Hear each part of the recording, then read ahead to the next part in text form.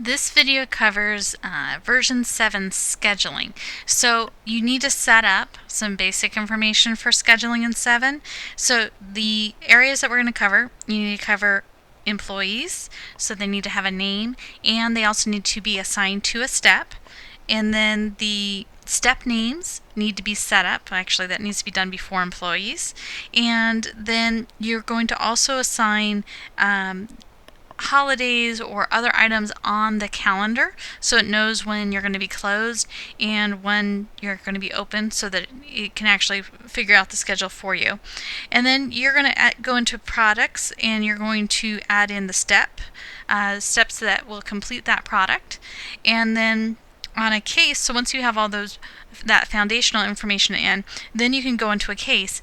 And on a case, you're going to choose your doctor, you're going to go in and also put your products in and schedule, and then we're going to take a look at how it shows on the screen as a manual option so you can actually see or change anything on there, and then you can save it. So we're going to start off, let's actually start off with steps.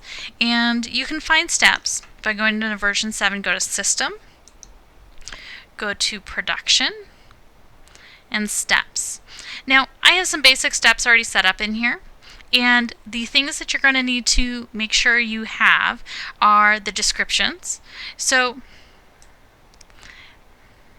there is, of course, the ability to add new steps by clicking Add New, or you can modify an existing step by clicking on it. And the step name can be user definable, so it's whatever you want it to be. And then you're going to list how long it's going to take in minutes to complete that item, and then it will calculate how many you can do in a day according to how long you actually say it's going to take. So if we did add a new step, it could be step 5 or whatever you want to call it, and say we're going to take 200 minutes to complete that item. It says that we have the ability to do 3 of these units per day, because we only have maybe one technician doing it, or whatever portion. But the information in here is just saying how long it can do. So if you wanted to, you could put in minutes how long it's going to take, but you can also edit how many you can do per day. Okay, so once you get that information in, you're going to click Save New. So now we have 5 steps in here. So the next portion, after you get all of your step names in, you're going to go into your employees. So System, Control Panel, Employees. And you're going to see a list of different names in here. Maybe we are just looking for a specific person. And in here, you're going to see the person's name, address, basic information, but what we're concerned about right now are the steps. So these are the steps that are available. And this is actually what's already assigned to this technician. This person can do these steps. So maybe Richard isn't allowed to do step number 5. So that's going to be over here on the right, but anything that he's allowed to do is over here on the left. So you can either click on a step and you can hit Remove, or you can click on the step and hit Add. You can also remove all or add all depending on what you have. But I'm going to take out step number 5. So we have steps 1, 2, 3, and 4. So we're going to click Save Changes. So we have worked with the steps, we have worked with the employees in the steps, and now we're going to go take a look at the calendar. So we're going to go to System, Calendar, Calendar, and this is going to say May or whatever. And we're going to go down to July here. So July 4th, that would be 4th of July, Independence Day. So we're going to right click on it and add an existing holiday. It'll give you a drop down list, and we're going to click on Independence Day. So we have added a holiday so that it knows in the schedule that it's not going to schedule on that specific day. You can add as many holidays as you want, but weekends are already set up, so you don't have to worry about that portion. So we're going to click Save Changes. Alright, so now we're going to go to the actual product. So you can go to each one or list products, but I'm going to pull up PFM. Now, the PFM I've already set up, and we've given it a description. We have assigned it to a department. I have assigned it to a price list. But for scheduling purposes, we need to also assign it to steps. So for this, we can either, again, remove all, which is going to put it all over there, add all, or we can remove one, or we can add one, depending on what you want to do.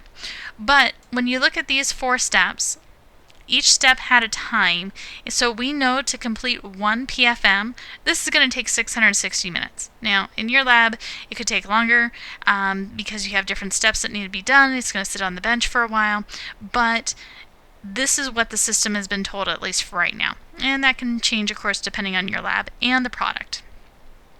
So you have all your basics in there for the steps. So we're going to click Save Changes. Now we're ready. So we have all the basics in. So now we're ready to actually create that case. So New Case.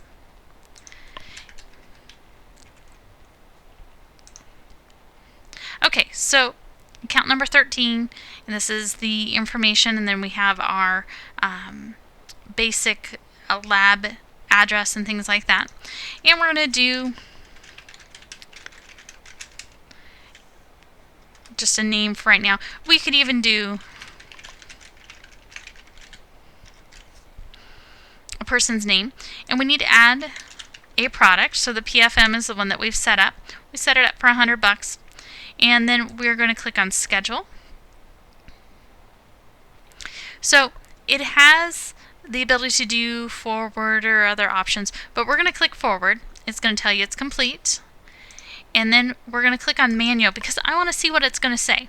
So it's going to say the product, how many, product in the product order, and then you're going to have your steps, so 1, 2, 3, 4, and then you're going to have the quantity, when it was scheduled, and which technician it's scheduled by or to. And so this information is going to print on the work ticket, but you can also, in the case completion area, use that to mark off which steps have been done, or you can come in here and manually put in information. So maybe the steps were done these days. Now with these dates, of course, it's not going to be correct, but you can modify this or you can keep it with the schedule. You can also mark these technicians done. The case completion area will also do the same information. It will keep track of that. And then you have Save Changes. And that would give you all the basics that you need to be able to schedule out cases. And then, of course, as you use that, you might need to tweak the schedule either by scheduling more or less, or putting in different holidays or assigning different technicians. So each portion needs to be looked at, and as you do use it, necessary changes need to be done.